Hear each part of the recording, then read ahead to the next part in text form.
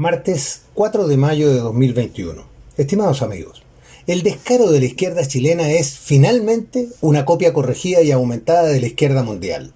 De igual forma, la derecha muestra los mismos signos de ingenuidad que exhiben sus símiles del resto del orbe. Como si se tratase de un virus maldito. La insidia que profesan quienes alguna vez propagaron como pandemia ideológica el virus marxista en cualquiera de sus variantes, mantienen hoy la infección en la sociedad mundial, enquistados en los principales centros de poder, a partir de los cuales siguen contaminando la mente y el espíritu de una sociedad que porfía en seguir vulnerable sin reaccionar ante la amenaza. Un buen ejemplo de aquello nace de la escalada comunicacional en contra del gobierno de El Salvador, donde su presidente Nayib Bukele enfrenta una creciente presión política de parte de organismos como la ONU, la OEA y la Unión Europea, quienes se horrorizan ante su empeño por acabar con la corrupción política y los vicios que amenazan destruir la democracia ganada tras largos años de guerra civil. Una campaña que, como siempre en estos casos, es hábilmente activada y manejada por los organismos internacionales de los derechos humanos, confirmando su valor primario como órganos de maniobra del neomarxismo en su lucha por imponer su modelo totalitario y recuperar la posición perdida tras el fin de la Guerra Fría. De este modo, un presidente que sin pertenecer a ningún partido fuera elegido por mayoría absoluta en la primera vuelta, dejando fuera de juego a las dos grandes agrupaciones políticas que se habían turnado en el poder durante 30 años, pone en jaque la supremacía de la izquierda mundial al ofrecer un ejemplo que puede estimular a otras realidades similares. Un presidente que centra su popularidad en la derrota de las pandillas violentistas conocidas como las maras y que expulsó a los diplomáticos del régimen de Maduro lanzándose en lucha abierta en contra de la corrupción. Un jefe de Estado que estableció un plan de control territorial que frenó la migración ilegal, hecho que sumado a los anteriores hizo que su pueblo lo premiara con el 75% de los votos para su sector en las recientes elecciones parlamentarias. Un presidente que da muestras de no tener complejos que le impidan ejercer la autoridad recibida para ordenar a su país y cuyo lema es: el pueblo no nos mandó a negociar, que se vayan todos. Asusta, desde luego, a quienes acostumbran a hacer de la corrupción el sostén para mantenerse en el poder, transformándolo en una amenaza para la clase política de gran parte del mundo. Esa que con su ambición desatada ha ido demoliendo la confianza en la democracia representativa, dejando a los electores frente a una gran incertidumbre sobre la forma de gobierno que devendrá el futuro.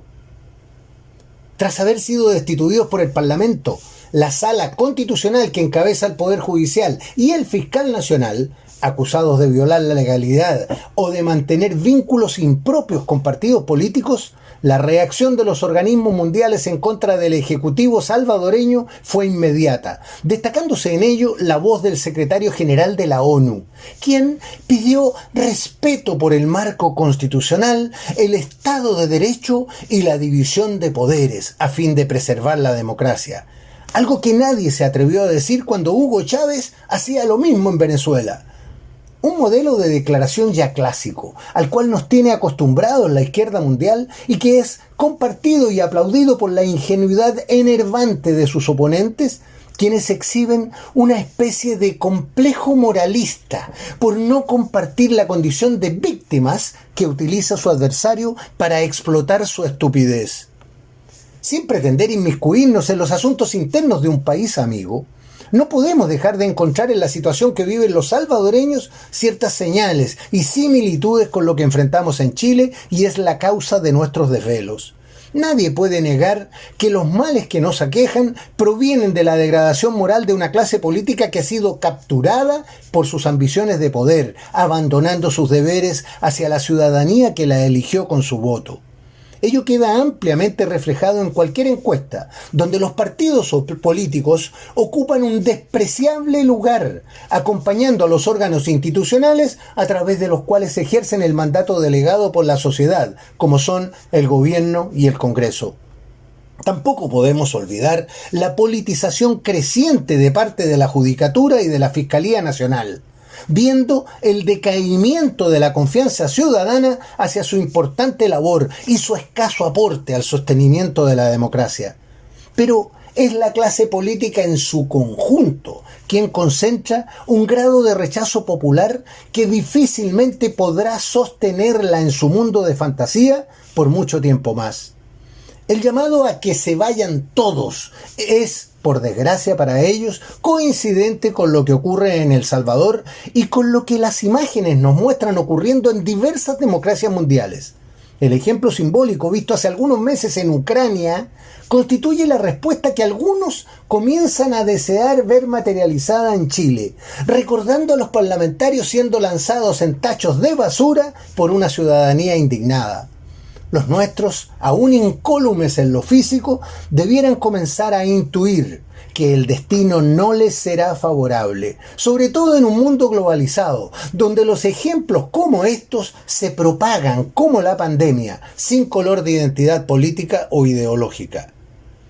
Pese a las múltiples señales como esta, sea que provengan de lejanas regiones o de nuestra más cercana Centroamérica, nuestra clase política porfía en seguir viviendo en una burbuja de paredes cada vez más gruesas, negándose a escuchar la realidad y persistiendo en sus inconducentes acciones antipatrióticas y antidemocráticas.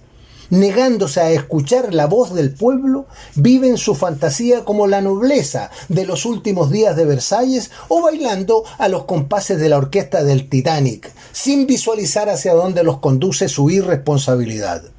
La imagen de Bukele, apenas vista en una que otra fotografía o imagen de televisión, se engrandece para quienes están cansados de soportar los abusos de una institucionalidad viciada por el manejo incongruente e irrespetuoso que hacen de ella los políticos, justamente los encargados de protegerla y engrandecerla. Una imagen que hace añorar aquellos tiempos en que se podía salir a la calle sin ser asaltado, en que el orden y el respeto eran parte de nuestras vidas, en que tras largos años de pésimo manejo económico y político, las oportunidades florecían junto al crecimiento de la economía. Una época que, curiosamente, es recordada como la dictadura y cuyo mejor y mayor legado fue mostrarnos lo que era vivir sin la podredumbre politiquera. Hoy compartimos un mundo convulsionado, donde la democracia representativa se encuentra en ruinas, demolidas sus bases por la pérdida de confianza en la clase política que la maneja y la explota en su estricto beneficio. Es hora de poner fin a ello, haciendo como dice Bukele, que se vayan todos, antes de que acabemos en una aventura revolucionaria que nos mantendrá por años sumidos en la desgracia. Por ahora, el único camino a la vista es votar en las próximas elecciones y renovar a nuestros representantes por gente que nos asegure no seguir alimentando vagos, sinvergüenzas e ignorantes.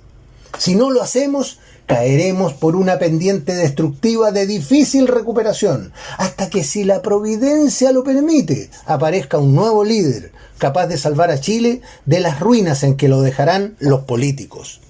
Soy Patricio Quilot.